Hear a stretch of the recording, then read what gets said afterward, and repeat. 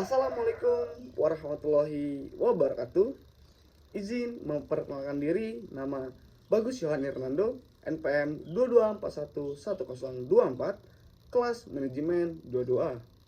Di sini saya akan membahas pertemuan 3 dan 4 dengan materi analisis jabatan dan rancangan pekerjaan. Learning objektif. Yang pertama, menjelaskan analisis jabatan. Yang kedua, menjelaskan landasan utama kegiatan MSDM. Yang ketiga, menjelaskan pelaksanaan analisis jabatan. Yang keempat, mengidentifikasi jabatan yang akan dianalisis. Yang kelima, menjelaskan dan memahami penggunaan informasi analisis jabatan. Yang keenam, menjelaskan pendekatan perancangan jabatan. Yang ketujuh, menjelaskan teknik perancangan ulang pekerjaan. Dan yang ke-8, menjelaskan faktor kepuasan kerja.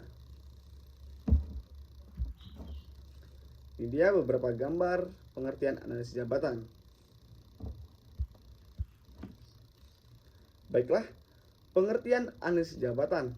Apa sih analisis jabatan itu? Analisis jabatan adalah prosedur melalui fakta-fakta yang berhubungan dengan setiap jabatan yang diperoleh dan dicatat secara sistematis. Hal ini disebut juga studi jabatan yang menginvestigasi tugas-tugas, proses-proses, tanggung jawab, dan kebutuhan kepegawaian. Anajab juga menitiberatkan kepada karakteristik pegawai menggunakan ujian fisik, interview, dan prosedur lainnya hanya untuk tujuan ini.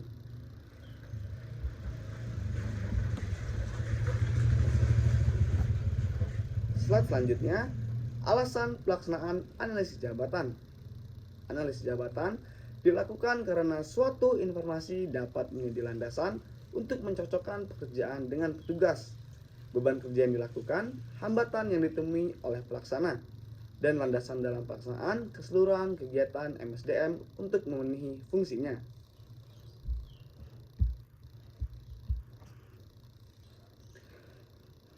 Landasan utama kegiatan MSDM terbagi menjadi 10 macam.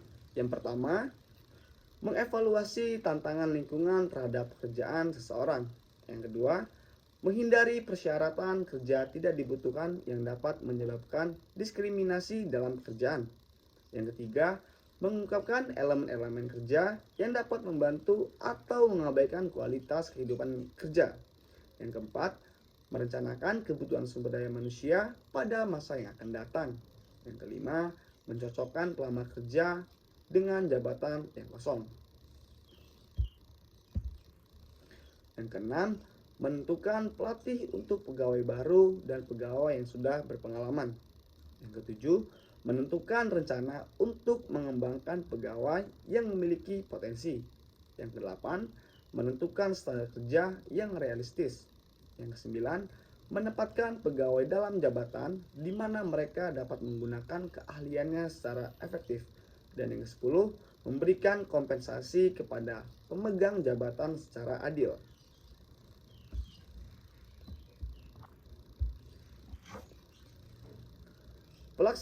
Pelaksanaan analisis jabatan. Yang pertama, mengidentifikasi jabatan yang akan dianalisis. Yang kedua, menentukan teknik pengumpulan informasi. Dan yang ketiga, menggunakan kuesioner.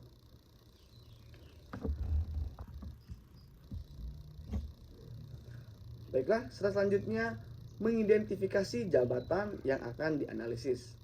Mengidentifikasi jabatan dilakukan untuk mencari tahu jabatan-jabatan yang ada di dalam suatu organisasi. Di dalam perusahaan kecil, jabatan-jabatan akan mudah diketahui, tetapi untuk perusahaan besar, hal ini menjadi karena terdapat jumlah jabatan yang sangat besar.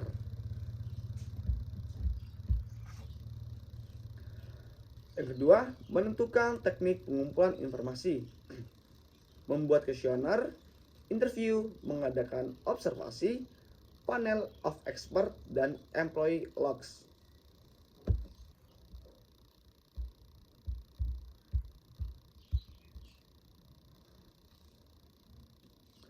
Yang pertama ada kuesioner. Kuesioner yaitu Daftar pernyataan yang disusun secara sistematis mengenai informasi yang dibutuhkan tentang jenis tugas, rincian tugas, tanggung jawab, karakteristik petugas yang dibutuhkan untuk melakukannya, kondisi kerja, standar kerja, dan lain-lain. Teknik ini merupakan cara luas dilakukan karena lebih murah, cepat karena dapat mengumpulkan informasi beberapa jabatan sekaligus. Yang kedua, interview. Interview yaitu melakukan dialog secara langsung dengan pegawai mengenai aspek di atas. Teknik ini lebih kompleks dan memerlukan waktu lebih lama sebab harus mewawancarai beberapa petugas secara terpisah. Yang ketiga ada observasi. Observasi yaitu melakukan pengamatan langsung ke lapangan untuk melihat kegiatan yang dilakukan. Cara ini efektif untuk tugas yang perilaku kerjanya dapat diamati. Observasi juga dapat dilakukan terhadap peralatan yang dipakai, kondisi kerja, standar kerja. Dan yang terakhir ada panel of expert. Panel of expert yaitu diskusi antara para ahli yang berkaitan dengan pekerjaan, yaitu para manajer, supervisor, atau teknisi di bidang pekerjaan yang sedang dianalisis. Yang terakhir ada employee logs. Employee logs yaitu catatan harian para petugas yang diminta untuk mencatat setiap hari kegiatan yang dilakukan di dalam pekerjaannya, peralatan yang digunakan, dan lain-lain. Yang ketiga, menggunakan kuesioner.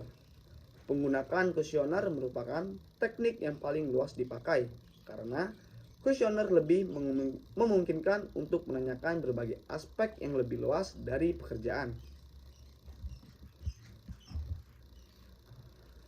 Ini dia contoh gambar kuesioner analisis jabatan yang dimana ada nama, jabatan, departemen, nomor supervisor, dan tanggal, bulan, dan tahun.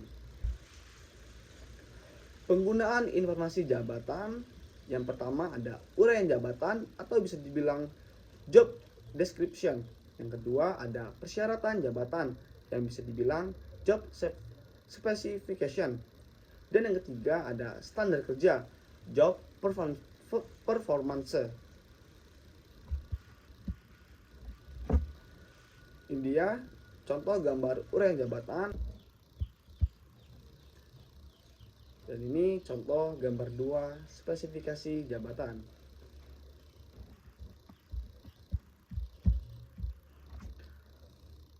Perancangan pekerjaan. Perancangan pekerjaan merupakan proses penentuan tugas-tugas yang harus dilaksanakan oleh pemegang jabatan, hak untuk mengatur pekerjaan tersebut, dan tanggung jawabnya. Ini dia beberapa pendekatan perancangan jabatan terbagi menjadi 3. Yang pertama ada elemen organisasi, yang kedua ada elemen lingkungan, dan yang ketiga ada elemen perilaku. Elemen organisasi lebih menekankan pada aspek efisiensi dan efektivitas. Untuk mencapainya, organisasi cenderung ke arah pendekatan mekanik, prosedur, keselamatan, dan kesehatan kerja. Yang kedua, elemen lingkungan. Pertimbangan elemen lingkungan berkaitan dengan pertimbangan aspek-aspek sebagai berikut. Yang pertama, kemampuan pegawai kepada tingkat spesifikasi yang tepat. Yang kedua, ketersediaan pegawai. Yang ketiga, harapan-harapan masyarakat. Yang ketiga, elemen perilaku.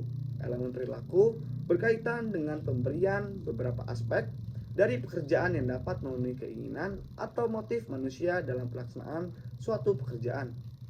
Aspek-aspek itu berkaitan dengan otonomi, task variety, task identity, dan task significance.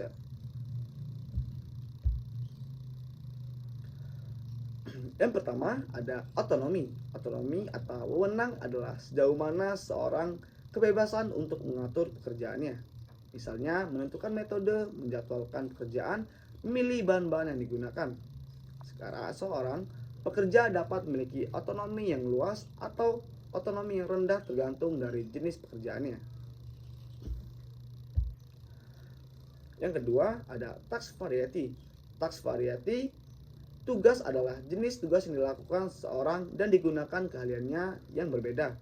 Seseorang dapat memiliki sedikit atau banyak jenis tugas yang dibutuhkan dengan keahlian yang berbeda. Yang ketiga ada task identity.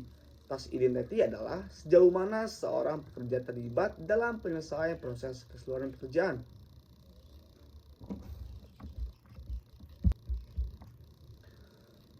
Selanjutnya, teknik perancangan ulang pekerjaan terbagi menjadi 3. Job achievement, yaitu meningkatkan cakupan pekerjaan yang dimiliki seseorang.